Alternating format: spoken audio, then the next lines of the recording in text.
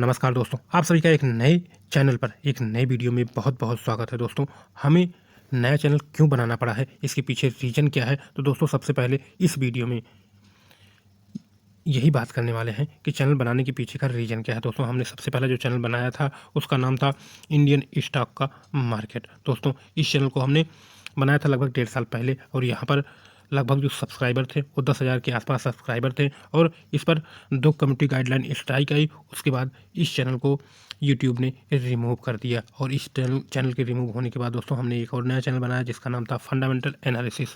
दोस्तों, इस पर भी लगभग 1,500 से 2,000 सब्सक्राइबर थे और यहाँ पर हमने बहुत सारी चीज़ें जो यूट्यूब की तरफ से बैन थी उनको हमने नहीं दिखाया था। फिर भी दोस्तों इस चैनल पर कोई भी ना तो स्ट्राइक आया ना कम्युनिटी गाइडलाइन स्ट्राइक आया। फिर भी दोस्तों एक दिन अचानक से यूट्यूब ने इस चैनल को रिमूव कर दिया और हमने दोस्तों मेल भी किया यूट्यूब को और ट्वीट भी किया, लेकिन वहाँ से कोई भी रिस्पांस नहीं मिला। फिर दोस्तों काफ़ी वेट करने के बाद हमने दोस्तों एक नया चैनल जिसका नाम है फंडामेंटल बी एनालिसिस ये बनाया है और हम अब आगे यहाँ पर इसी चैनल पर अब वीडियो अपलोड करने वाला हूँ। वीडियो का टॉपिक क्या रहने वाला दोस्तों, तो वीडियो का जो टॉपिक है वो रहेगा जो अच्छी फंडामेंटली स्ट्रांग कंपनियां होंगी उनके बिजनेस के बारे में, उनके मैनेजमेंट की कमेंट्री के बारे में, उनके फ्यूचर ग्रोथ प्लान के बारे में मैं इस जो हमने चैनल नया बनाया है उस चैनल पर जो वीडियो अपलोड होगा इन्हीं सब के बारे में डिस्कशन होने वाला है। तो दोस्तों यदि आपने अभी तक चैनल को सब्सक्राइब नहीं किया है तो प्लीज़ चैनल को सब्सक्राइब करके बेल आइकन को प्रेस कर दीजिए, जिससे दोस्तों मैं जब भी वीडियो अपलोड करूं तो आप तक इन्फॉर्मेशन पहुंच सके। तो दोस्तों यदि आपने अभी तक चैनल को सब्सक्राइब नहीं किया है तो प्लीज़ चैनल को सब्सक्राइब जरूर कर लीजिए। दोस्तों आज की इस वीडियो में हम जिस कंपनी के बारे में डिस्कस करने वाले हैं उसका नाम Belrise industry limited. P की बात करें तो 34 है, ROC 14 है, ROE 14 है। डेब्ट टू इक्विटी रेशियो की बात की जाए दोस्तों तो ये दोस्तों है 0.29। कंपनी के जो प्रमोटर हैं उनका कोई भी स्टेक प्लेज नहीं है। इंटरेस्ट कवरेज रेशियो की बात की जाती है 3.5 के आसपास है। पीजी रेशियो कंपनी का 3.19 के आसपास देखने को मिल रहा है। इंडस्ट्री पी की बात करें ये 25 के आसपास देखने को मिल रहा है। ओवरऑल बात करें दोस्तों तो कंपनी की ये सभी पैरामीटर बहुत ज़्यादा अच्छे तो नहीं, फिर भी ठीक ठाक देखने को मिल रहे हैं। दोस्तों यदि कंपनी के बिजनेस की बात की जाए तो दोस्तों बेल राइज इंडस्ट्री मुख्य रूप से वाहन के पार्ट और सिस्टम बनाती है जो इन सेगमेंट में इस्तेमाल होते हैं, जैसे 2 wheeler, 3 wheeler, passenger vehicle, commercial vehicle, electric vehicle यानी ईबी। ये दोस्तों कंपनी के परिचय की बात की जाए तो well rise industry limited Bharat की एक प्रमुख ऑटो कंपोनेंट यानी ऑटो एंसेसरी कंपनी है। इसकी शुरुआत 1988 में हुई थी। पहले इस कंपनी का नाम वादवे इंजीनियरिंग था। आज यह एक टीयर 1 सप्लायर है जो सीधे बड़े ऑटोमोबाइल कंपनियों OEM को पार्ट सप्लाई करती है। ये दोस्तों इसके पोर्टफोलियो की बात की जाए तो कंपनी का बिजनेस काफ़ी डाइवर्सिफाइड देखने को मिल रहा है। पहला है मेटल एंड सीट कंपोनेंट जिसमें विभिन्न प्रकार के फ्रेम, चेसिस, एग्जॉस्ट सिस्टम बनाने का काम करती है। दूसरा है पॉलीमर यानी प्लास्टिक पार्ट, इसमें बाइक, फेयरिंग, सीट कवर आदि ये कंपनी बनाने का काम करती है। तीसरा है सस्पेंशन सिस्टम जिसमें सॉकर्स और विभिन्न प्रकार के जो फ्रंट सॉकर होते हैं, बैक सॉकर होते हैं, इनको बनाने का काम करती है। चौथा है मिरर सिस्टम। पांचवा है फाउंड्री एंड कास्टिंग पार्ट। ये दोस्तों इस कंपनी के बिजनेस स्ट्रेंथ की बात की जाए तो भारत में 15+ मैन्युफैक्चरिंग प्लांट हैं और ग्लोबल एक्सपोर्ट करने का काम एक करती कंपनी। और ग्लोबल एक्सपोर्ट कहाँ कहाँ करती है तो US, UK, जापान, चाइना। बड़े OEM क्लाइंट देखने को मिल जाएंगे जैसे टाटा मोटर, होंडा आदि इसके क्लाइंट देखने को मिल जाएंगे। 2 व्हीलर सेगमेंट में मजबूत पकड़ ये कंपनी रखती है और लगभग 24% शेयर मार्केट का इस कंपनी के पास देखने को मिल जाएगा। और एक खास बात दोस्तों, भारत में हर 3 में से 1-2 पहिया वाहन में बेल राइज का पार्ट लगा होता है। यानी इस कंपनी की जो पार्ट होते हैं आजकल बहुत ज़्यादा यूज किए जा रहे हैं। EV इलेक्ट्रिक व्हीकल में एंट्री, भारत कंपनी अब EV सेक्टर में भी काम कर रही है। EV चेसिस, EV कंपोनेंट, इससे भविष्य में ग्रोथ के नए अवसर मिलने वाले हैं कंपनी को। रेवेन्यू मॉडल की बात की जाए कंपनी कैसे रेवेन्यू जनरेट करती है तो कंपनी की जो मुख्य कमाई होती है OEM के को पार्ट सप्लाई करके, लार्ज वैल्यू मैन्युफैक्चरिंग करके वैल्यू एडेड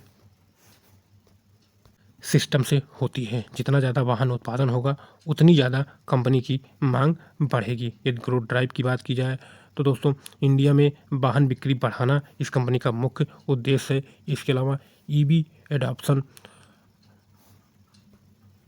कंपनी लोकलाइजेशन यानी मेड इन इंडिया पर फोकस कर रही है। एक्सपोर्ट एक्सपेंशन पर भी कंपनी फोकस बनाकर रखी हुई है। दोस्तों जो कंपनी का Q3 या FY26 का रिजल्ट जारी किया गया था, उसके बाद कंपनी के मैनेजमेंट के द्वारा कुछ चीज़ें बताई गई थी। उसमें दोस्तों बताया गया था कि बेल लाइज इंडस्ट्री लिमिटेड के मैनेजमेंट के अनुसार या FY26 Q3 में कंपनी का जो प्रदर्शन स्थिर और ग्रोथ ओरिएंटेड रहा है। टू व्हीलर सेगमेंट में डिमांड मजबूत बनी हुई है, जो कंपनी के लिए सबसे बड़ा रेवेन्यू ड्राइव है। कमर्शियल व्हीकल और पैसेंजर व्हीकल से भी स्टडी ग्रोथ देखने को मिली है। ईवी सेगमेंट में कंपनी लगातार नए ऑर्डर हासिल कर रही है। मैनेजमेंट ने बताया कि रॉ मटेरियल कास्ट में कुछ स्टेबिलिटी आई है, जिससे मार्जिन में सुधार हुआ है। कंपनी ने ऑपरेशनल इफिशियंसी बढ़ाने पर फोकस किया है। लार्ज ओईएम क्लाइंट के साथ लॉन्ग टर्म कॉन्ट्रैक्ट कंटिन्यू कर रही है कंपनी। ओवरऑल बात करें तो revenue growth plus margin improved equal to positive outlook. ये दोस्तों फ्यूचर ग्रोथ प्लान की बात की जाए कि कंपनी का जो आने वाला फ्यूचर है, वो कंपनी के जो मैनेजमेंट हैं वो किस हिसाब से ग्रोथ, जो कंपनी का ग्रोथ है उसके बारे में क्या सोच रहे हैं। सबसे पहला दोस्तों कैपेसिटी एक्सपेंशन, नए प्लांट और एग्जिस्टिंग प्लांट में कंपनी का मैनेजमेंट एक्सपेंशन करने पर फोकस कर रहा है। हाई डिमांड वाले प्रोडक्ट जैसे चेसिस सस्पेंशन पर कंपनी का फोकस है। ये जो प्रोडक्ट हैं इन पर उत्पादन बढ़ाना है। दूसरा है ईवी यानी electric vehicle focus. EV component portfolio बढ़ाया जा रहा है। ईवी ओईएम के साथ टाई अप किया जा रहा है। फ्यूचर में ईवी बड़ा ग्रोथ ड्राइव बनने वाला है। तीसरा दोस्तों एक्सपोर्ट ग्रोथ यानी इंटरनेशनल मार्केट, यूएस यूरोप में प्रेजेंस बढ़ाना है। ग्लोबल ओईएम क्लाइंट को टारगेट करना है। चौथा है value added product, simple part से आगे बढ़कर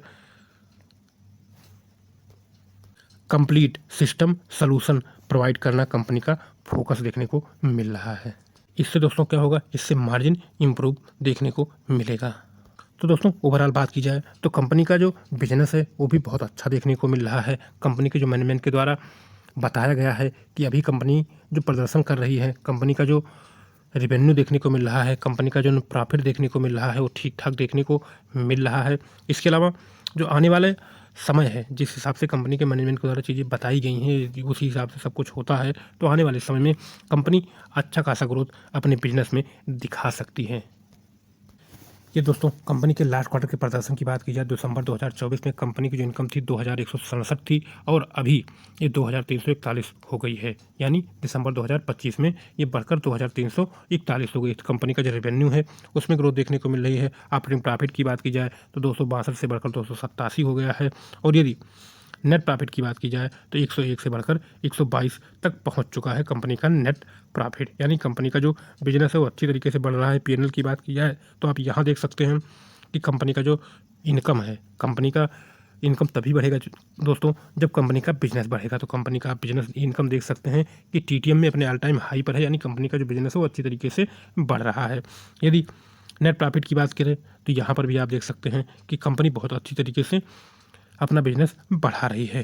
कंपाउंड सेल्स ग्रोथ की बात की जाए तो 3 सालों में 15% देखने को मिल रहा है। कंपाउंड प्रॉफिट ग्रोथ 3 सालों में 11%।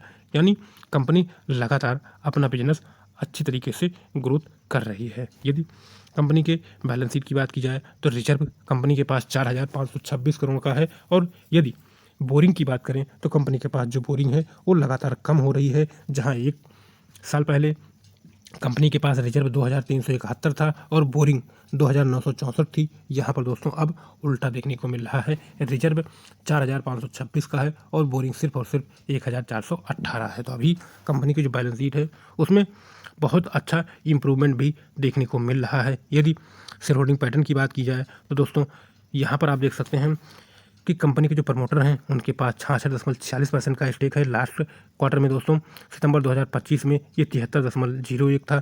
तो यहाँ पर प्रमोटर ने सेलिंग की है। लेकिन दोस्तों यदि EFI के स्टेक की बात करें तो EFI का स्टेक 7.67 से बढ़कर 8.90 हो गया है। DI का स्टेक 4% से बढ़कर 9.27 हो गया है। यानी जितना भी स्टेक यहाँ पर प्रमोटर ने सेल किया है उसको पूरा का पूरा EFI और DI ने बाइंग की है। और पब्लिक का जो स्टेक है वो लगभग सेम देखने को मिल रहा है, 15 से 15.5% के आसपास। तो ओवरऑल बात करें तो यहाँ पर जो दोस्तों प्रमोटर ने सेल किया है उसको पूरा EFI और DI ने बाय किया है। तो यहाँ पर कोई भी नेगेटिव इम्पैक्ट नहीं देखने को मिलेगा। दोस्तों अभी इस कंपनी पर एक बहुत बड़ी न्यूज़ देखने को मिल रही है। आप देख सकते हैं कि 1 घंटे पहले की न्यूज़ है। और ये न्यूज़ क्या दोस्तों कि एक यूके की कंपनी है जिसका 100% स्टेक बेल लाइज इंडस्ट्री ने एक्वायर कर लिया है। दोस्तों इस डील के बारे में अभी हम आगे थोड़ा और डिटेल में बात करने वाले हैं।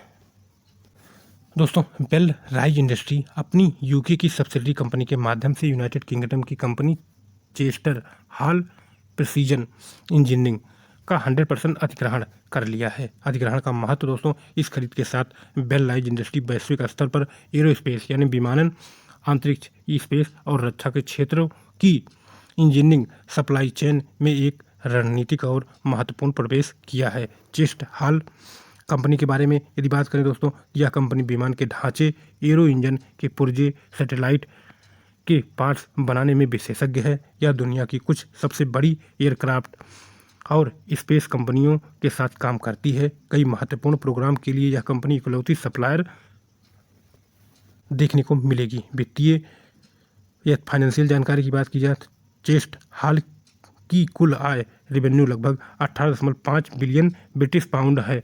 और इस सौदे से कंपनी की इंटरप्राइज वैल्यू लगभग 13.2 मिलियन पाउंड आकी गई है। यह अधिग्रहण पहले ही दिन से बेल लाइज इंडस्ट्री के लिए मुनाफेदार यानी EPS और ROC बढ़ाने वाला साबित होने की उम्मीद है। संक्षेप में कहें तो भारत की ऑटोमोटिव कंपोनेंट बनाने वाली कंपनी बेल लाइज इंडस्ट्री ने अब विमानन और अंतरिक्ष के क्षेत्र में कदम रखने के लिए यूके की एक बड़ी इंजीनियरिंग कंपनी को खरीद लिया है। यह जानकारी सेबी के नियमों के तहत शेयर यानी बाजार और निवेशकों को दी गई है। तो कुल मिलाकर बात करें दोस्तों, ये कंपनी अभी जो काम कर रही थी, जो बिजनेस कर रही थी, उसमें भी बहुत ग्रोथ देखने को मिला था।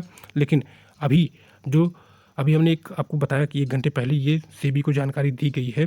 तो उस जानकारी के अनुसार दोस्तों इसने एक जो कंपनी यूके की यूनाइटेड किंगडम की कंपनी को 100% एक्वायर किया है, उससे दोस्तों इसके बिजनेस में और 4 चांद लगने वाला है। तो दोस्तों आज की इस वीडियो में इतना ही। मिलते हैं नेक्स्ट वीडियो में, तब तक बाय बाय।